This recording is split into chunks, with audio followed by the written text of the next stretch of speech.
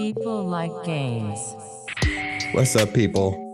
It's Solo, and welcome to the Laser Tag Speedrun, another in the short but relatively, arguably informative history series we do here at People Like Games, which is a plug, so go and subscribe. Now, without doing much further, let us go back to the, for once, non-nebulous origin point of the story, but I guess it's going to be a little complicated, more complicated than that, but to the year 1977 in the shoes of a man named George Carter, who is watching Star Wars and is inspired by the phaser guns he sees from the stormtroopers and from the lightsabers to create something in a similar photonic laser version, I guess would be the phrasing. Don't know exactly how to put that one, but he was actually unable to do so. That is until 1979, which brings me to the technicality of this being non-nebulous.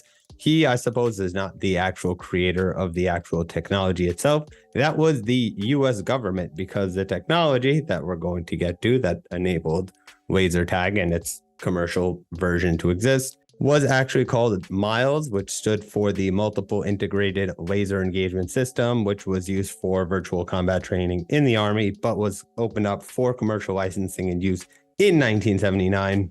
And before George Carter does anything with it, when he'll come back into this story, trust me.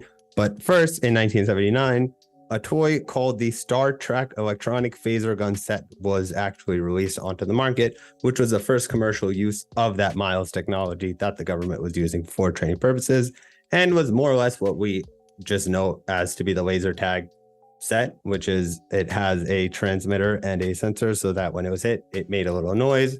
And in that time period, starting about 1982, which is about a year after the technology is open, George Carter started drawing up what was going to become an arena team-based score-oriented game focused around that technology.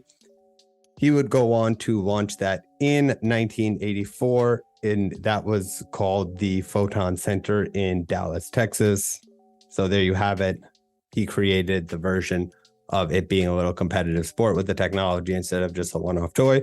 So technically South Bend Toy Company, which is the people behind the Star Trek toys, were the ones who invented it or made the technology feasible.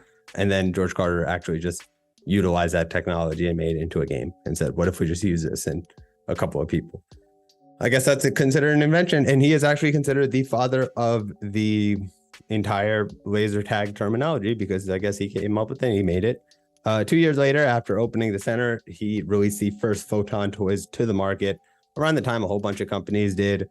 And by 1989, the company actually went out of business. So that ended pretty quickly. However, George Carter, one person, the creator, not of laser tag, the technology, but laser tag, the wording and game that we know today.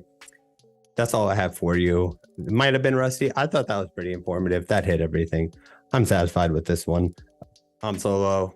Like, subscribe, etc. It's People Like Games. Peace.